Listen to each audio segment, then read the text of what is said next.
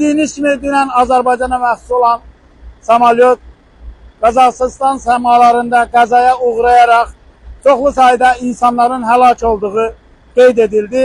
Allah qəhrəman pilotlarımıza rəhmət eləsin və bu matəmi bugün qeyd edirlər bütün Azərbaycaniyada və biz də Ərçvan Transport olaraq öz qanatımızda bu matəmə qoşulub, o ağrı acılı çəkən insanlara qoşulub və biz də bugünkü gün o matəmi qeyd etmək üçün Qaracımızın ərazisində qeyd edilir.